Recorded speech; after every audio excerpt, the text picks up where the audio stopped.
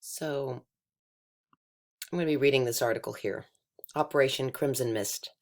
Electronic slaughter in Rwanda. Spooks now use technology in Baghdad that was proven on 1 million dead Africans in Rwanda. Now keep this in mind, this is something that we are now finding out about, but there may be more stories like this, and I suspect in history there are. By Joe Viles, http://educate-yourself.org/cn-American MC in Baghdad, 29 May 03.shtml, May 29th, 2003. Original title, American Mind Control in Baghdad. Operation Crimson Mist. Operation Crimson Mist. During the late afternoon of 6th of April 1994, a hail of cannon shells tore through the fuselage of a commercial airliner flying overhead central Rwanda. Several seconds later, the blazing plane exploded on impact with the ground, killing President Habyarimana of Rwanda, President Ntaryamira of Burundi, and most of their senior government officials. In that fatal millisecond of time, the entire political command structure of Central Africa was decapitated, leaving the way open for Operation Crimson Mist, the most obscene terminal mind control experiment ever mounted by the United States of America against a sovereign nation. The Crimson Mist has been used again recently on a smaller scale in Iraq, is now beyond doubt. That Crimson Mist has been used again recently on a smaller scale in Iraq is now beyond doubt. As Habyarimana and his colleagues made their death dive, a small group of American men and women lounged around in a large hut at the edge of a discreet gravel airstrip a few miles from the Rwandan capital, Kigali, temporary home for their three unmarked C-130 Hercules transport planes. All crew members carried forged credentials showing them as atmospheric researchers employed by the authentic civilian American agency, but these were only for emergency identification if one of the aircraft was forced to make an unscheduled landing on unfriendly territory. For all practical security purposes, neither they nor their three large aircraft were even in Africa. When news of the presidential crash came in over the VHF radio, one of the Hercules planes was swiftly prepared for takeoff. The flight engineer checked the attachment of the radar, rocket-assisted takeoff packs, while the scientists made final adjustments to a large microwave dish mounted on the rear loaded ramp of the aircraft. It was this strange and esoteric piece of equipment alone that would directly contribute to the deaths of more than 1 million Africans during the 100 days that followed. Though completely silent in operation, the single microwave dish had more killing potential than a whole squadron of AC-130 Spectre gunships armed with 50 Gatling cannons. Willing to commit mass murder. Though officially tagged an experiment, none of those present had any doubt that this was merely a cosmetic cover for the gruesome operational work ahead. Each member had been carefully vetted and then vetted again by U.S. intelligence to ensure that they had the right stuff and were philosophically committed to two objectives. First was the evolving need to control or eliminate political dissent by remote means in the run-up to the 21st century, and second was a need to stem or reverse massive population increases across the world, which threatened to overwhelm existing natural resources, especially water and food. Intrinsically, this required a willingness to commit mass murder, and everyone present had passed this critical test with flying colors. As the Hercules engines started with a roar, American agents in Kigali were working alongside local civil servants and members of the Rwandan Security Service, ramping up public suspicion about foul play in the presidential air crash. Urged on by corrupt officialdom, Hutu tribesmen started marching on Tutsi tribesmen and threw a few rocks at them. Innocent enough at the onset, although with a few nasty machete cuts here and there. But then the C-130 Hercules made a carefully calculated pass directly over the advancing Hutu, and they suddenly went berserk. Eyes glazed, the mood of the Hutu crowd went from simple anger to uncontrolled rage, and within minutes, hundreds of assorted Tutsi body parts were flying through the air, creating electronic rage. What the Hercules crew had just achieved has been an open secret since the late 50s, when researchers accidentally discovered that there is a precise control brainwave for literally everything we do and for everything we feel. The problem back then was that each of these control brainwaves, rage, fear, panic, lethargy, vomiting, and so on, had to be transmitted with an accuracy taken out of 3 decimal places, or they simply did not work at all.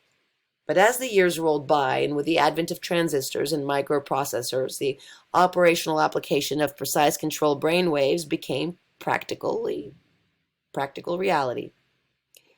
It is important to note here that the lethal trick repeated hundreds of times by the C-130 Hercules in Rwanda during April through July 1994 were not classic mind control in the ultimate conspiratorial meaning of them, i.e., where people claim to hear complicated messages inside their heads, or where it is feared that the NSA or similar intend to turn everyone into helpless zombies by implanting electronic chips in their arms or necks.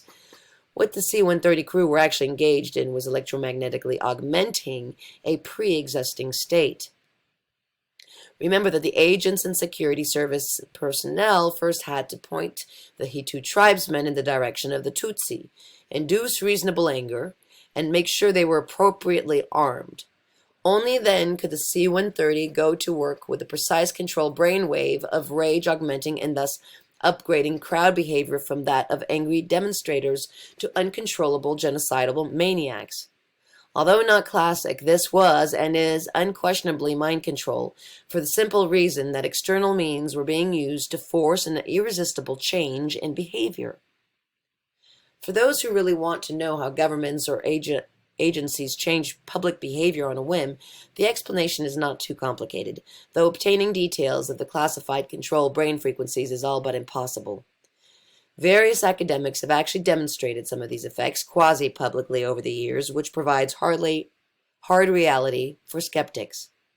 One of the leading lights in this field is Dr. Elizabeth Rauscher-Buys, who was a nuclear scientist and researcher at Lawrence Berkeley National Laboratory and at Stanford Research Institute, professor of physics at John F. Kennedy, University of California research consultant to NASA and the U.S. Navy and a member of IEEE, APS, AAAS, MAA, AAMI.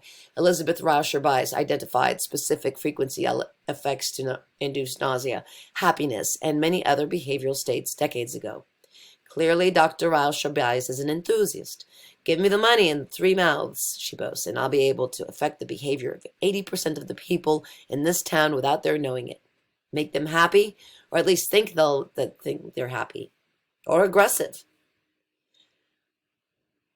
Unlike many researchers in this field, Elizabeth Rauscher-Buys tends to be open about her work, has demonstrated the effects many times in quasi-public forums, and claims to experiment only on fully informed people. Many years ago, during one memorable demonstration in California, she turned a specific brainwave on all students on the left side of her auditorium, whereupon their teeth started chattering collectively and uncontrollably. When the unaffected students on the right side of the auditorium suggested this might be some sort of trick, Elizabeth Rauscher-Buys calmly turned the specific brainwave on them instead. The right side now suffered exactly the same fate, watched by the stunned but no longer affected students on the left side. Extra low frequencies. Wow. The main problem lies in the delivery of these brain waves to the target, because they all lie in the extremely low spectrum between 0.1 and 25 hertz cycles, which, with all control brain waves in an even narrower central band between 0.6 and 10.2 hertz. These are effectively the same as Earth frequencies, meaning that they are very hard to direct via conventional radio transmission. Remember that in order to narrow a central band between 0.6 and 10.2 hertz. Remember that in order to be effective in selective crowd behavior augmentation, you must be able to restrict delivery to clearly defined crowds in clearly defined areas. This is achieved by using an extremely high frequency microwave beam, which is then amplitude modulated at exactly the same rate as the desired control brainwave. Now this is important with 5G, guys. Little insertion here from yours truly. Going back in. This is much easier to explain with pictures, so take a good look at the diagram below. Delivery of control brainwaves by modulating microwave beam. Required control brainwave or brainwave set. Continuous microwave carrier transmissions. Delivery of control brainwaves to selected targets.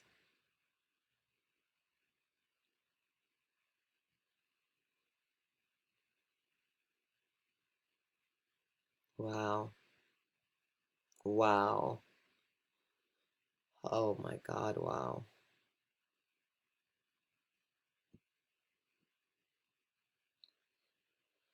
Microwaves in the 1 to 3 gigahertz range travel in perfectly straight lines like light to make them easy to control in terms of direction regardless of power input. In most cases, microwaves are transmitted by a dish aerial of the sort you frequently see located low down on all television transmitter mast.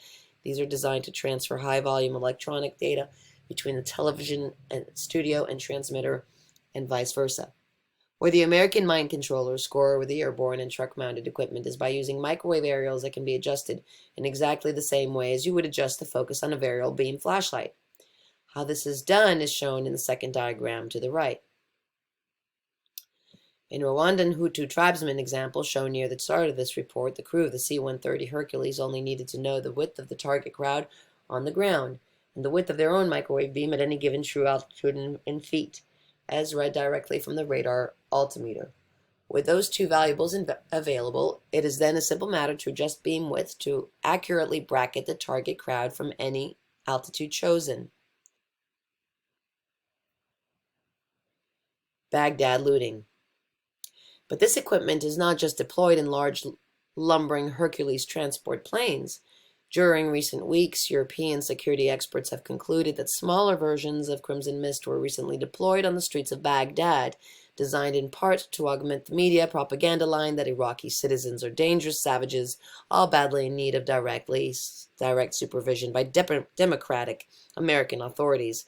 One classic example of this was the looting of the Baghdad Museum, apparently by a crowd of undisciplined rabble, but video footage tells a very different story.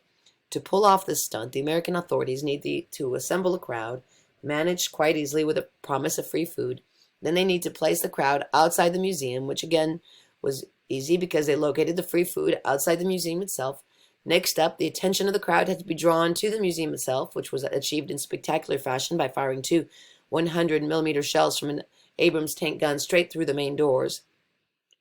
Fine so far, but how to get them inside? The video shows two soldiers gesticulating to the crowd, urging them to go in and help themselves, thereby clearly identifying the target Rwanda style. Then it starts to get really interesting. The two soldiers rapidly withdraw, leaving the Iraqis standing leaderless outside the open doors, and then click, just like flicking a light switch, the entire crowd goes nuts absolutely simultaneously, which never happens in real life. In the real world, there's always a leader visibly stirring up the crowd and preparing them for action, but not outside the Baghdad Museum. One second, these folks are dull, hungry Iraqis. Next second, there are instant, uncontrolled maniacs streaming in through the museum doors. It is also suspected that the same equipment was used to augment the looting attacks on various hospitals around central Baghdad, though this claim seems to be based as much on logic as it is on video footage. These so-called looters are Iraqi citizens who received essentially free health care in the hospitals under Saddam Hussein. Not only that, but their wives and children are being bombed and shot by Americans, meaning that their free hospitals are absolutely essential to them, and thus the very places they would normally defend in the first place. Bearing this logic in mind, it seems likely that the European security experts are also correct in this claim. Homeland Security, quote. While there is unlikely to be very much concern in America, Britain, and Australia for the plight of Iraqis on the streets of Baghdad, it may be time to examine what is likely to happen in our own democratic countries if things get more out of control than they are at present. Remember that the 2.2 million strong demonstration in London, just before the illegal invasion of Iraq, had little, if anything, to do with English folk like Saddam Hussein. Iraq was merely an excuse for this unprecedented mass of human beings to migrate to London, wave banners that mostly read, "Not in our name," at corrupt politicians. The bottom line is that the next time 2.2 million British citizens descend on the capital and have to go to the politicians, their real targets, they might be carrying something far more dangerous than banners. Every policeman and military man knows very well that a 2.2 million strong mass with hostile intent simply cannot be stopped by standard riot control techniques, and they cannot be stopped by bullets fired by soldiers on the streets. Even if British soldiers could be persuaded to open fire on their own neighbors, most unlikely, the entire army would be powerless to act. So what then? Across the Atlantic in America and in Australia, things are really no better. As I write, the American dollar is headed straight to forebasement levels, which in turn will lead to a depression and increased anger on the part of the Americans, aimed largely at corrupt politicians on Capitol Hill.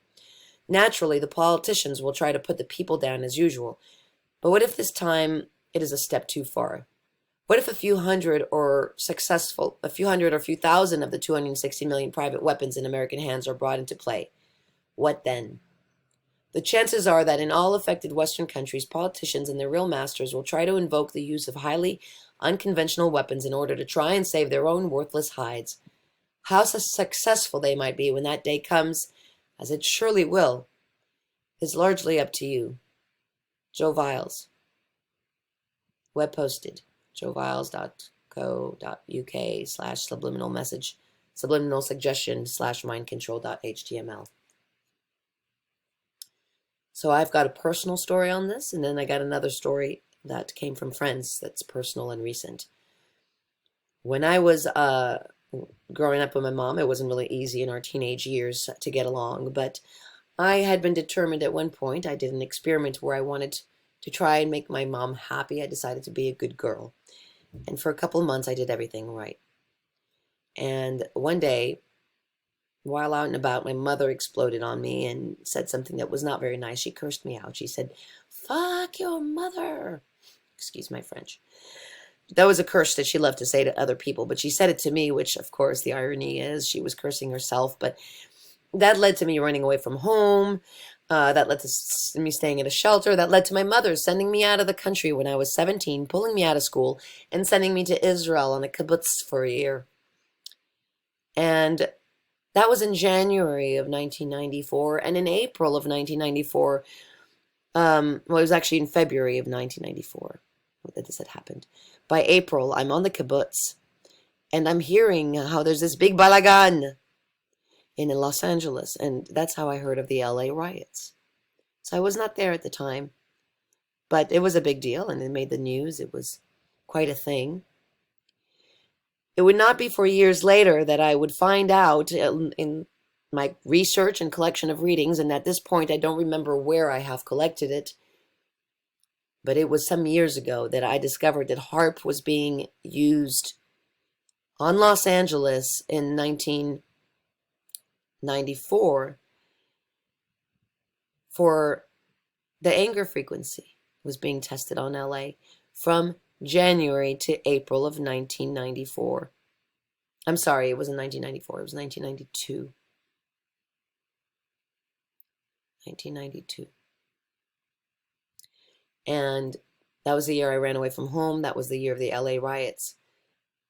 I was trying to get along with my mother. We blew up in each other's faces. It led to a lot of tension.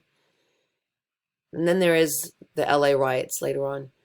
So in light of this story, and then one more, back when the racial tension was very, very strong after the shooting, well, some of us will call it a FF shooting. We can't really say the word, or the video will be taken down. All FF videos get taken down on YouTube. You have to go elsewhere to get information on drills, shooter drills, and things like that. But there was a point last year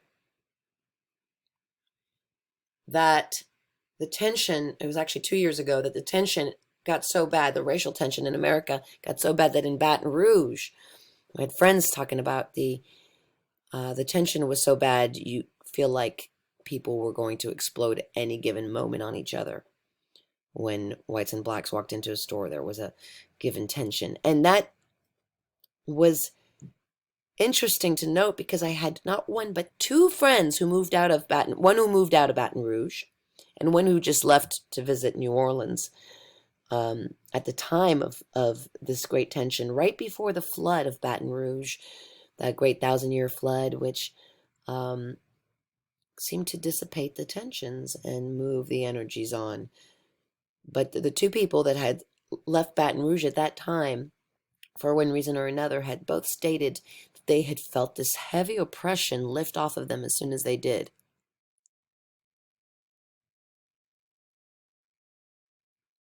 And it makes you wonder. It makes you wonder. And these are the final thoughts that I'm going to leave you with, and this is the important part. The important part is that, as you can see, they can't make you kill anybody. They can only lead you to anger, harm you, and get you riled up and point you to an enemy, and then turn on the frequency on you. So it is a spiritual battle. It's very important that you're very careful, not just who riles you up, but what you do with it and how you approach it. We are stronger than any of their mind control, but we need a very strong anchoring and understanding of what is at stake. God bless, and blessed be.